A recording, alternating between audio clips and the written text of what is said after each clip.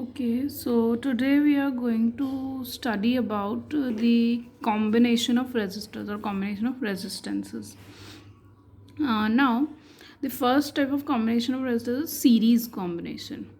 Now, this is the symbol of for a resistance, as you might have seen in your textbook as well in the table which is given. I've already mentioned it to you.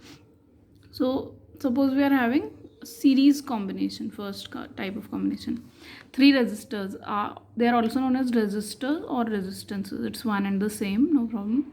So resistors R1, R2 and R3, they are connected in series. Series means they adjoin each other, adjacent to each other, connected one after the other. This is known as series combination.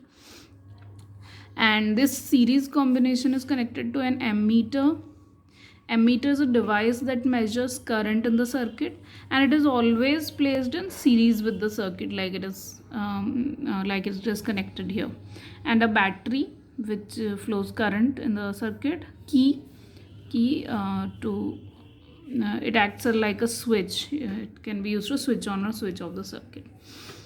And a current I is flowing. As we know that current always flows from positive terminal of battery to the negative terminal. So direction of current has been shown here. Current I is flowing.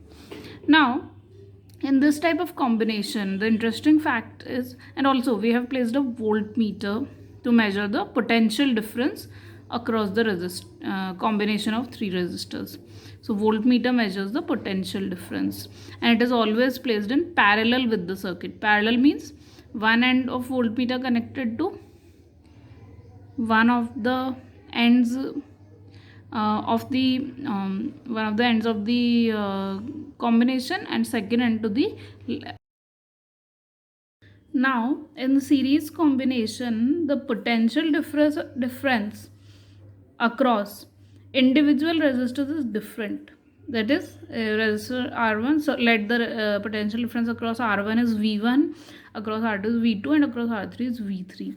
And let the total potential difference across the series combination be V.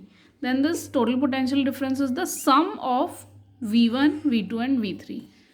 That is sum of individual potential differences. So we write V is equal to V1 plus V2 plus V3.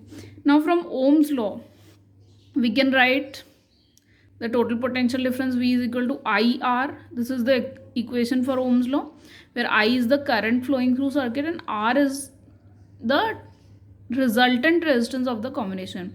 This is a combination of three resistors. So let the resultant resistance of all the three be R. Then V is equal to IR.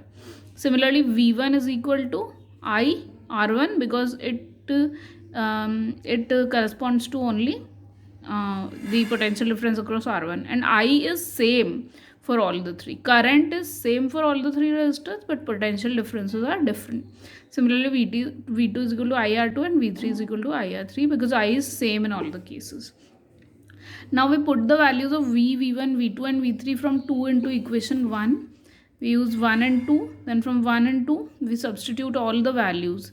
We take I common out of the three terms and I gets cancelled on both the sides, and hence the resultant resistance of series combination is R1 plus R2 plus R3. So for series combination, the resultant resistance is the sum of individual resistances. Okay, so the next type of combination is parallel combination. Now again we have the same three resistors R1, R2 and R3, but this time they are connected in parallel. Parallel means first end of each of them has been tied together, connected together, and similarly the last terminal or second terminal of each of them is connected together. This is known as parallel combination. Again we connect a voltmeter also in parallel with the circuit, as I have told you earlier as well, while an ammeter is connected in series in the circuit, and a battery, and along with that there is a key or switch which can be used as a switch to control on and off of the circuit. So this is what. Now current flowing through the circuit, total current is I, but in parallel combination the current flowing through each of the resistors is different. It is I1 for R1, I2 for R2 and I3 for R3. But the potential difference across the combination is same as potential difference across each resistance, because each resistor is connected between the same 2 points. So the potential difference between any 2 points is same. That's why potential difference for each resistor is the same. Now the total current flowing through the circuit I, it is the sum of individual currents. That is, I is I1 plus I2 plus I3. Now according to Ohm's law, we know that V is equal to IR. From this we can get I is equal to V by R. Similarly, I1 is V by R1, I2 is V by R2, I3 is V by R3, and I, which is the total current, is V by R. Here this R is the resultant resistance of parallel combination of three resistors. Now we use all these values from equation 2 and equation 1. So we use 1 and 2 together. We place the value of I, I1, I2 and I3.